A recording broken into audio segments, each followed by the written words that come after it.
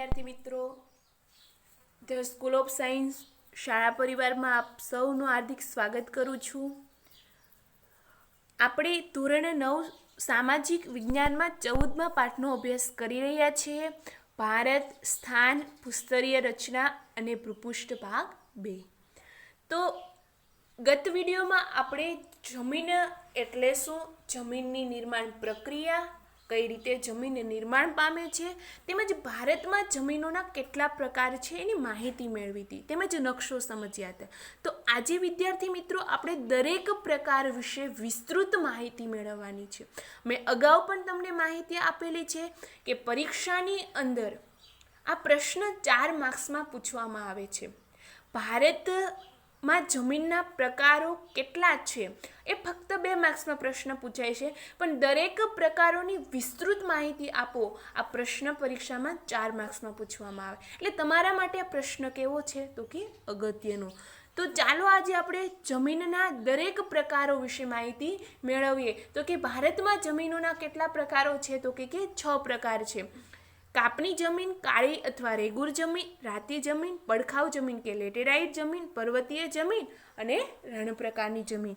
નકશાની અંદર ફરીથી તમે જોઈ શકો કે દરેક જમીનોનું અહીંયા વર્ગીકરણ દર્શાવેલું છે. તો પહેલો પ્રકાર જોઈએ કાપની જમીન. તો કે કાપની જમીન એટલે શું, અથવા તો કાપની જમીન કઈ રીતે નિર્માણ પામે છે. તો કે કાપની જમીનના 2 પેટા પ્રકાર છે, ખદર અને બાંગર. જે અગાઉ પણ આપણે માહિતી મેળવેલી હતી ઉત્તરના વિશાળ મેદાની પ્રદેશની અંદર. તો કે ખદર કોને કહી શકાય, તો કે નદીના જે પણ કાંઈ મેદાનો છે એના નવા કાપને શું કહી શકાય તો કે ખદર. અને બાંગર એટલે શું તો કે પૂરના મેદાનોના જૂના કાપને બાંગર કહે છે. નિરંતર થતા કાપના જમાવને કારણે એક સોપાન જેવો આકાર ધારણ કરે છે, જે પૂરના મેદાનથી ઊંચા હોય છે અને ટૂંકમાં નદી ખીણોના ઉપરવાસમાં આવેલી જૂના કાપ ધરાવતી જમીનને શું કહેવાય, બાંગર. તો કે કાપની જમીન કઈ રીતે નિર્માણ પામે તો કે જમીન નિર્માણ જે 2 ભાગ કહી શકો, ખદર અને બાંગર દ્વારા. નદીઓના નિક્ષેપણથી તૈયાર થતી આ નવા કાપની જમીનને ખદર તરીકે ઓળખવામાં આવે છે. અગાઉ પણ માહિતી આપેલી હતી કે સંકલ્પના કે પારિભાષિક શબ્દ સમજાવો, એની અંદર પ્રશ્ન પૂછવામાં આવે છે કે ખદર એટલે શું. તો કે પૂરના મેદાનોના નવા કાપને શું કહેવાય, ખદર. તો શબ્દ વિદ્યાર્થી મિત્રો અહીંયા આવ્યો નિક્ષેપણ એટલે શું. ફરીથી આપણને પ્રશ્ન થાય કે નિક્ષેપણ અવારનવાર આ શબ્દ આવે છે. તો કે નિક્ષેપણ એટલે પૃથ્વી પરના જે ગતિશીલ પરિબળો છે જેવા કે નદી, પવન, વરસાદ વગેરે પોતાની સાથે ઘસડી લાવેલા પદાર્થો પોતાની વહન ગતિ મંદ પડતા જે તે જગ્યાએથી છોડી દે છે તે પ્રક્રિયાને નિક્ષેપણ કહે છે. એટલે કે પૂર આવે, પૂરની સાથે માટી હોય છે, કાપઈ હોય છે અને રેતી હોય છે. એટલે પૂરના પાણીની જ્યાં સુધી ગતિ હોય ત્યાં સુધી એને આગળ લઈ જઈ શકે, પણ જેવી ગતિ એની મંદ પડે એટલે ત્યાં એ શું કરે તો કે એ પદાર્થો જે પણ કંઈ સાથે આવેલા માટી છે, કાપ છે, રેતી છે એને ત્યાં પાથરી દે. એટલે એ જે પાથરવાની ક્રિયા છે એને શું કહી શકો તો કે નિક્ષેપણ. પૂરના મેદાનોથી બનેલી આ જમીનનો મુખ્યત્વે નદીઓની નજીકના ક્ષેત્રોમાં જોવા મળે છે. કાપની જમીન ક્યાં જોવા મળશે તો કે નદીઓના જે આજુબાજુનો વિસ્તાર આવેલો છે ત્યાં. પ્રમાણમાં રેતાળ હોય છે. પ્રમાણ શેનું વધારે હોય તો કે રેતાળ. શા માટે તો કે નદીના પૂરમાં ઢસડાઈને જે કાપ આવે છે એમાં રેતીનું અને માટીનું પ્રમાણ હોય, પણ રેતીનું પ્રમાણ કેવું હોય તો કે વધારે. જ્યારે નદી ખીણોના ઉપરવાસમાં આવેલી એકંદરે જૂનો કાપ ધરાવતી જમીન બાંગર તરીકે જાણીતી છે. જે જૂનો કાપ છે કે નદીનો ઉપરવાસનો ભાગ છે, એક વખત ત્યાં પૂર પહોંચી ગયું અને પછી કાપ એને પાથરી દીધેલો છે અને ત્યાર પછી છે એ પૂર ત્યાં પહોંચી શકતું નથી, એટલે ઉપરવાસનો ભાગ થઈ ગયો નદીનો. ત્યાં જે જૂનો કાપ પેલા એણે પાથરેલો છે એ જૂના કાપને શું કહેવાય તો કે બાંગર. તે ચીકણી અને ઘેરા રંગની હોય છે. કેવી હોય છે જમીન તો કે ચીકણી, અને રંગ એનો કેવો હોય તો કે ઘેરા. કાપની જમીન દેશના ઘણા મોટા વિસ્તારોમાં જોવા મળે છે. આ જમીનની ફળદ્રુપતા જુદા જુદા સ્થળોએ ભિન્ન ભિન્ન જોવા મળે, એક સરખી ફળદ્રુપતા જોવા મળતી નથી. જુદા જુદા સ્થળોએ જુદી જુદી ફળદ્રુપતા એની જોવા મળે છે. અને ભારત દેશના ઘણા વિસ્તારોની અંદર કઈ જમીન આવેલી તો કે કાપની. પરંતુ સામાન્ય રીતે આ જમીન ઘણી જ ઉપજાઉ હોય છે. ઉત્પાદન કેવું આપે છે તો કે વધારે. પંજાબ, ઉત્તર પ્રદેશ, બિહાર, પશ્ચિમ બંગાળ વગેરે રાજ્યોમાં આ પ્રકારની જમીન આવેલી છે. ક્યાં ક્યાં આવેલી છે તો કે પંજાબ, ઉત્તર પ્રદેશ, બિહાર, પશ્ચિમ બંગાળ વગેરે રાજ્યોની અંદર આ જમીન આવેલી છે. તમે અહીંયા નકશામાં જોઈ શકો. કઈ છે તો કે આ પીળો રંગ તમને જે બતાવી રહ્યો છે એ કઈ છે તો કે કાપનો. ક્યાં દેખાય તો કે ઉત્તર પ્રદેશ, બિહાર, પંજાબ, પશ્ચિમ બંગાળ અને ગુજરાતનો થોડાક ભાગની અંદર પણ જે નદીઓના આસપાસનો પ્રદેશ છે ત્યાં પણ કઈ જમીન છે તો કે કાપની જમીન. બીજો પ્રકાર જોઈએ કાળી જમીન. આ જમીન મુખ્યત્વે મહારાષ્ટ્ર, નકશામાં તમે સાથે જોતા જાઓ એટલે વધારે ખ્યાલ આવે. મહારાષ્ટ્ર, પશ્ચિમી મધ્યપ્રદેશ, ગુજરાત, કર્ણાટક, આંધ્રપ્રદેશ, તેલંગાણા અને તમિલનાડુ જેવા વિસ્તારોની અંદર કાળી જમીન આવેલી છે. આ જમીન મુખ્યત્વે મહારાષ્ટ્ર, પશ્ચિમ બંગાળ, પશ્ચિમી મધ્યપ્રદેશ, ગુજરાત, કર્ણાટક, આંધ્રપ્રદેશ, તેલંગાણા અને તમિલનાડુમાં જોવા મળે છે. કાળી જમીન દ્વીપકલ્પીય ઉચ્ચ પ્રદેશની ભેટ છે. જેની ભેટ મળેલી છે તો કે દ્વીપકલ્પીય ઉચ્ચ પ્રદેશની. ખાસ યાદ રાખજો હેતુલક્ષી પ્રશ્નમાં કે દ્વીપકલ્પીય ઉચ્ચ પ્રદેશની ભેટ કઈ જમીન છે તો કે કાળી જમીન. આ જમીન ચીકણી અને કસવાળી હોય છે. કેવી હોય છે તો કે ચીકણી હોય છે અને કસવાળી પણ હોય છે. તે લાંબા સમય સુધી ભેજ ગ્રહણ કરવાની ક્ષમતા ધરાવે છે. લાંબા સમય સુધી આ જમીન છે ભેજને ગ્રહણ કરી શકે છે. આ જમીન રૂપાંતરિત ખડકો દ્વારા તૈયાર થયેલી છે. કઈ ખડકો દ્વારા નિર્માણ પામેલી છે તો કે રૂપાંતરિત ખડકો દ્વારા. અને કપાસના પાક માટે વધુ અનુકૂળ છે. કયો પાક વધારે લઈ શકાય તો કે કપાસનો. તેથી જ તો તે કપાસની કાળી જમીન તરીકે ઓળખાય છે. ખાસ યાદ રાખજો કઈ જમીનમાં કપાસનો પાક વધારે લઈ શકાય તો કે કાળી જમીનમાં. આ જમીન રેગુર નામે પણ ઓળખાય છે. બીજું નામ એનું કયું છે રેગુર. તો ખાસ યાદ રાખવાનું છે રેગુર જમીન કઈ છે તો કે કાળી જમીનને રેગુરના નામે ઓળખવામાં. ત્યાર પછી છે રાતી જમીન.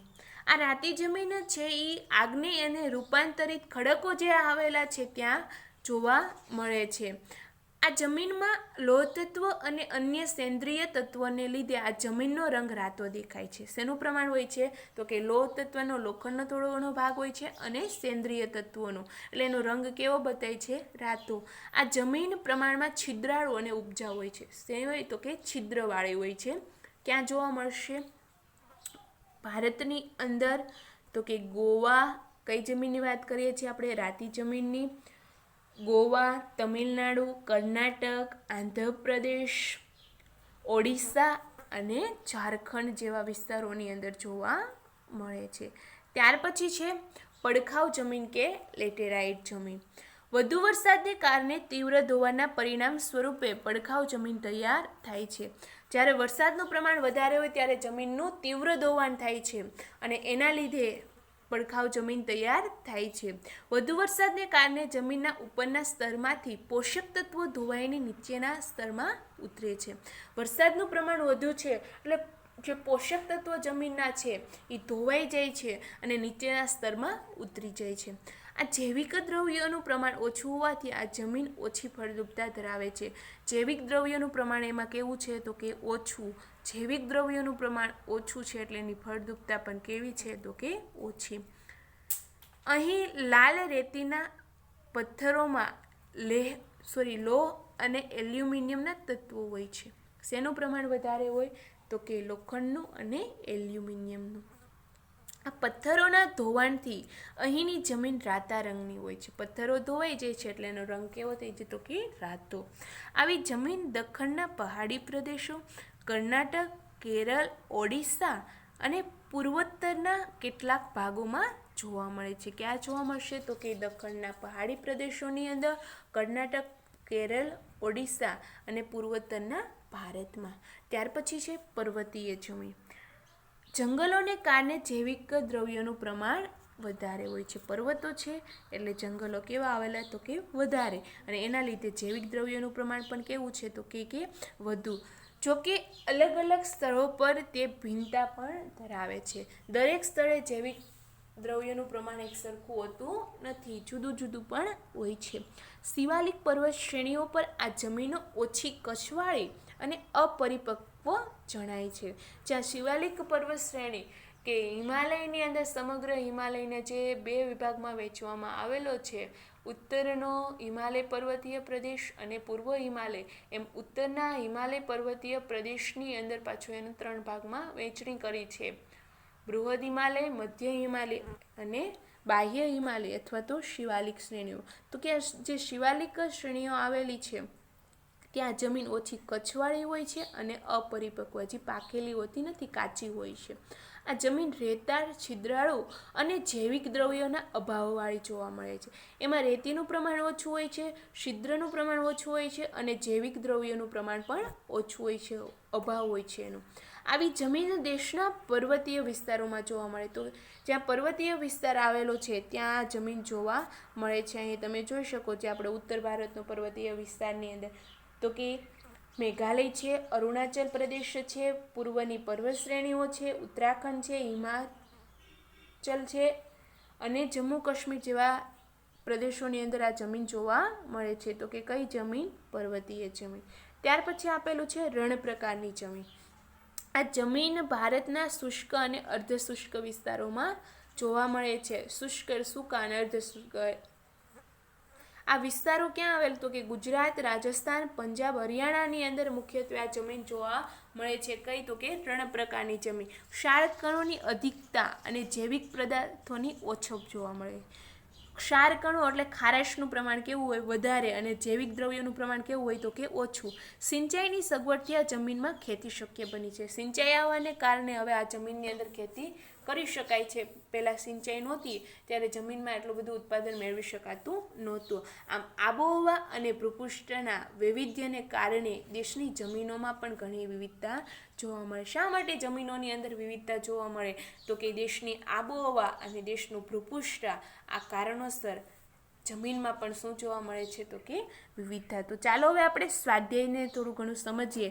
તો કે આ સ્વાધ્યાય તમારે પાકી નોટની અંદર લખવાનું છે. હિમાલય પર્વત શ્રેણીઓમાં કયા કયા ઘાટ આવેલા છે? તો કે કયા કયા ઘાટ હતા? ચેલાપલા, નાથુલા અને છીપકેલા. રેગોલિત એટલે શું? તો કે ગત વિડીયોમાં મેં તમને સમજાવ્યું. ખડકોના મુખ્ય કેટલા અને કયા કયા પ્રકારો પડે છે એ પ્રશ્ન પણ સમજાવેલો છે. જમીન નિર્માણની પ્રક્રિયા વિશે પણ માહિતી. ત્યાર પછી શબ્દ સંકલ્પના આપવાની છે. નિક્ષેપણ, બાંગર, ખનિજ, ખડક અને જમીન. મુદ્દાસર પ્રશ્નોની અંદર ભારતના દ્વીપ સમૂહો વિશે માહિતી મેળવવાની છે. ભારતની જમીનના પ્રકારો જણાવી વિસ્તૃત માહિતી આપવાનું છે. ખનિજોનું વર્ગીકરણ કરવાનું છે. ત્યાર પછી છે તો કે પતકાઈ ટેકરીઓ અરુણાચલ પ્રદેશમાં આવેલી છે. વિકલ્પો પસંદ કરી અને જવાબ પૂર્ણ કરવાનું છે. તો કે લુસાઈ ક્યાં આવેલી છે? મિઝોરમમાં. એના પછી છે નીચેમાંથી કયું વિધાન ખોટું છે તે ગોતવાનું છે. તો કે સોનું, ચાંદી અને પ્લેટિનમ કિંમતી ધાતુ છે. બોક્સાઇટ, ટિટાનિયમ કઈ ધાતુ છે? તો કે હલકી ધાતુ છે. ટંગસ્ટન, મેંગેનીઝ અને ક્રોમિયમ અધાતુમય ખનિજ. તો કે એ અધાતુમય ખનિજ નથી એટલે ઓપ્શન સી છે ખોટો આવશે. અને ત્યાર પછી જોડકા જોડવાના છે અને નીચેના પ્રશ્નો છે એનું સોલ્યુશન કરવાનું. તો આ સ્વાધ્યાય તમારે પાકી નોટમાં એક વખત લખી અને પાકું કરવાનું છે. અસ્તુ. જય હિન્દ, જય ભારત.